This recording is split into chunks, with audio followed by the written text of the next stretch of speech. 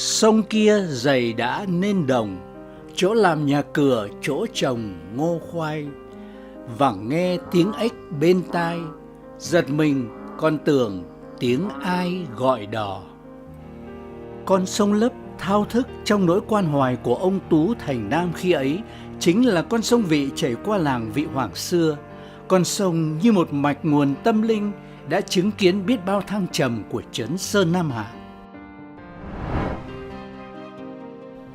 Năm 1920, từ dấu tích của sông Vị xưa, một ngôi trường đã mọc lên với cái tên Trường Thành Trung Nam Định. Thành Trung xưa, Lê Hồng Phong nay, 100 năm cùng với biết bao thăng trầm của lịch sử, trường đã làm người lái đò đưa biết bao thế hệ sang sông thành tài. Những nhà cách mạng như Nguyễn Đức Cảnh, Đặng Xuân Khu, Nguyễn Cơ Thạch, những nhà văn nổi tiếng như Nguyễn Tuân, Nam Cao, Trần Lê Văn, hay nhạc sĩ như Đặng Thế Phong đều trưởng thành từ mái trường.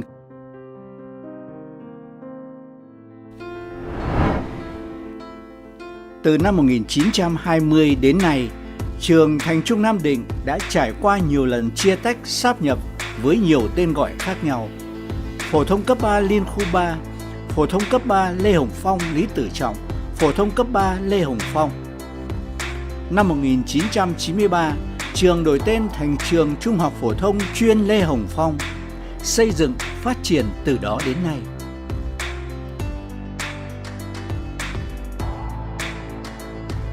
Biết bao thế hệ hiệu trưởng nhà trường đã kế thừa và tiếp nối nhau, viết lên nét son truyền thống hiếu học, truyền thống cách mạng, yêu nước, đóng góp cho công cuộc xây dựng kiến thiết đất nước.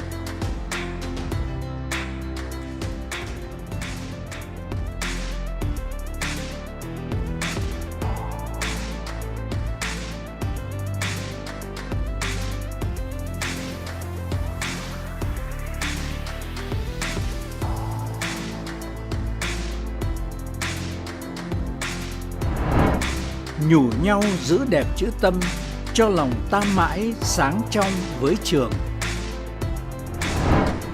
Bao năm đeo đuổi nghề thầy, chỉ mong lớp trẻ sau này hiển vinh.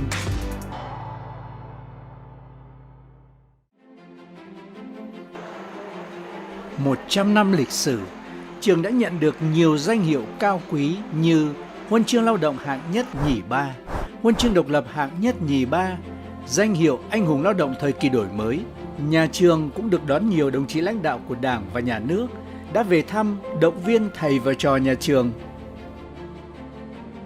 Lịch sử 100 năm Lê Hồng Phong là nền tảng bệ phóng vững chắc để các thế hệ thầy và trò hôm nay vững bước vươn cao bay xa.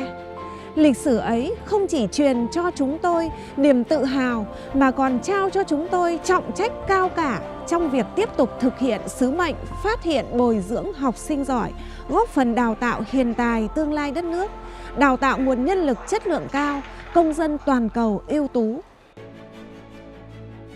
100 năm là hành trình lao động và sáng tạo, cũng là hành trình xây đắp, tạo dựng những chân giá trị để tạo nên một thương hiệu Lê Hồng Phong Nam Định hôm nay với những giá trị cốt lõi: trí tuệ, nhân văn, trách nhiệm, sáng tạo, tự tôn.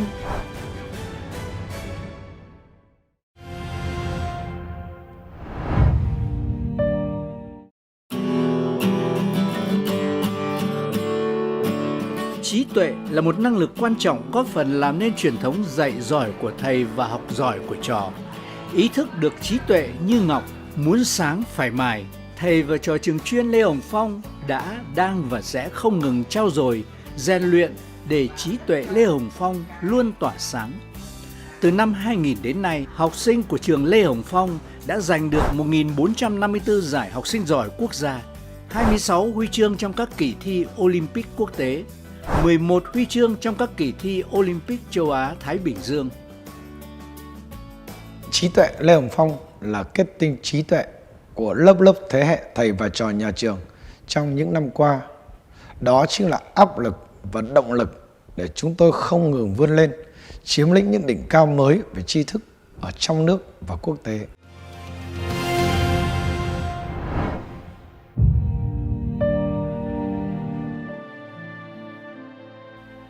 Nhân văn là giá trị mà các thế hệ giáo viên và học sinh nhà trường luôn vun đắp gìn giữ.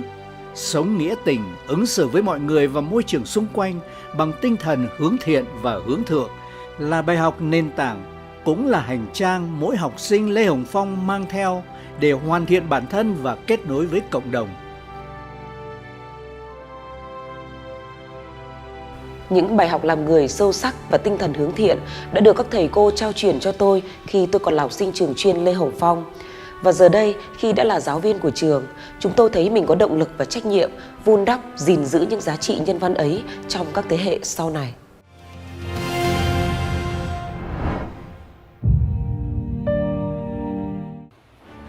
Trách nhiệm là phẩm chất được nhà trường luôn có ý thức giáo dục học sinh để các em không chỉ có trách nhiệm với bản thân, với người thân mà còn sống có trách nhiệm với cộng đồng.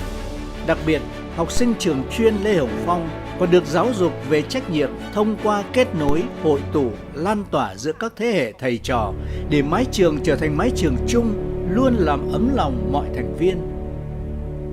Nhờ tinh thần sống có trách nhiệm mà tôi đã sống tận hiến, làm được rất nhiều việc, hoàn thành nhiều nhiệm vụ quan trọng trong suốt 30 năm làm báo của mình.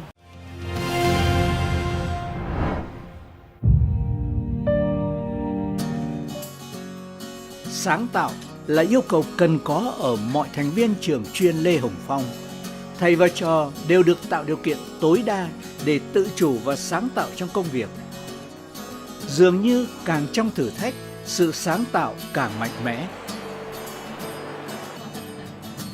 Sáng tạo là yêu cầu tiên quyết để tạo ra mọi giá trị. Cả thầy và trò trường chuyên Lê Hồng Phong chúng tôi đều thấu hiểu điều này và luôn có nhu cầu tự thân đổi mới không ngừng cách dạy và cách học để vượt lên chính bản thân mình.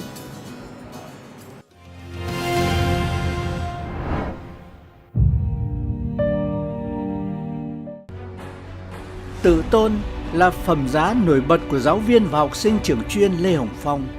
Tôn trọng chính mình là cơ sở để mỗi người tự giác, nỗ lực không ngừng trong giảng dạy và học tập, để khẳng định, gìn giữ giá trị bản thân, góp phần gìn giữ hình ảnh và giá trị ngôi trường. Tôn trọng chính mình là động lực để tạo ra sự khác biệt và biết tôn trọng sự khác biệt. Khi trở thành học sinh của Lê Hồng Phong, mỗi chúng em đều được tôn trọng những ý kiến cá tính riêng để chúng em hiểu hơn về tầm quan trọng của việc hoàn thiện bản thân mình cũng như trân trọng ý kiến của mọi người xung quanh.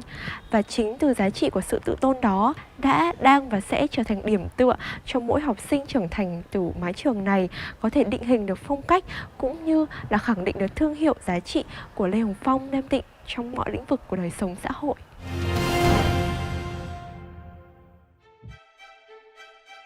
Một 100 năm trồng người, biết bao thế hệ học sinh đã trưởng thành từ mái trường Lê Hồng Phong. Trên hành trình vào đời của mỗi người là trí tuệ, nhân cách và hoài bão lớn lao, để mỗi khi ai nhớ về cũng đầy sự tự hào về mái trường.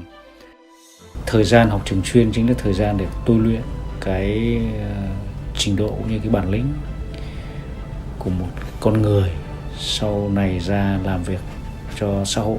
Những bài học đầu tiên không chỉ là những kiến thức, những kỹ năng, mà đó là những tác phong, nhân cách mà các thầy, các cô đã truyền lại. Đó là những cái hành trang đầu tiên.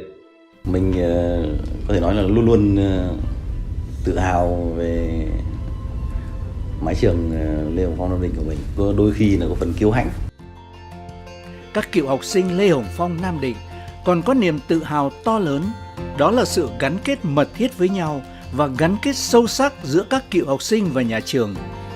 Hàng loạt các hoạt động kết nối từ trong Nam ra ngoài Bắc đã được tổ chức đều đặn hàng chục năm nay, quy tụ hàng ngàn những người con Lê Hồng Phong về với nhau. Đặc biệt, hơn 40 bác sĩ là cựu học sinh Lê Hồng Phong thuộc nhiều chuyên khoa đã tổ chức tiếp đón, chỉ dẫn, hỗ trợ, thăm khám tận tình cho các thầy cô cựu giáo chức nhà trường. Các cựu học sinh Lê Hồng Phong từ lớp nọ tiếp nối lớp kia, từ khóa nọ tiếp nối khóa kia có một cái phẩm chất rất đặc biệt, đó là tinh thần uống nước nhớ nguồn. Chính vì vậy trong những năm vừa qua, các hoạt động của cựu học sinh Lê Hồng Phong đã thu hút được rất đông đảo mọi người. và ngày càng lan tỏa, ngày càng lan rộng, có chiều sâu, đi vào các hoạt động có tính thiết thực và gần gũi, ấm áp.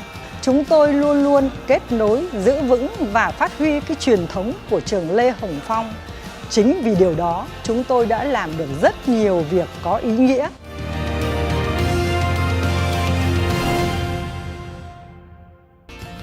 Hướng về lễ kỷ niệm 100 năm thành lập, 60 năm trường mang tên Tổng Bí thư Lê Hồng Phong, hàng loạt các sự kiện ý nghĩa đã được nhà trường tổ chức trong suốt cả năm 2020 với khí thế phấn khởi và háo hức.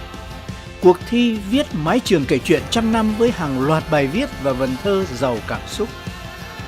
Cuốn kỷ yếu gói ghém vào trong đó cả lịch sử trăm năm, những sắc màu Lê Hồng Phong hôm nay, và lần đầu tiên mỗi một khóa đều được nhìn thấy mình ở trong đó, trong ngôi nhà chung Lê Hồng Phong. Cuộc thi sau tháng 10, sân chơi của các em học sinh thể hiện sức sống của ngôi trường 100 năm tuổi, niềm tự hào và kiêu hãnh của thế hệ trẻ hôm nay. Và đặc biệt, chuỗi 3 tọa đàm giáo dục với những thông điệp truyền cảm hứng đã giúp các thế hệ học sinh nhận thức sâu sắc về những điểm tựa để từ đó tự tin hiện thực hóa khát vọng của mình. Kiên định chiến lược đào tạo mũi nhọn song hành với giáo dục toàn diện, nhà trường từng bước tiếp cận xu hướng giáo dục hiện đại, phát triển phẩm chất năng lực người học đáp ứng yêu cầu của thời kỳ hội nhập và phát triển. Thầy và trò Lê Hồng Phong hôm nay sẽ tiếp tục tạo dựng môi trường giáo dục thân thiện, sáng tạo bằng sự khích lệ, hỗ trợ vun đắp, sẽ tiếp tục áp dụng các phương pháp giảng dạy và học tập mẫu mực tiên tiến hiện đại bằng sự tiên phong trong đổi mới và tăng cường công nghệ. Bước sang thế kỷ mới, hy vọng tài năng và tâm huyết của thầy và trò Lê Hồng Phong hôm nay sẽ góp thêm tầng, thêm tán, thêm sắc xanh thanh xuân cho đại thụ trăm tuổi, ngôi trường Trung học phổ thông chuyên Lê Hồng Phong, Nam Định.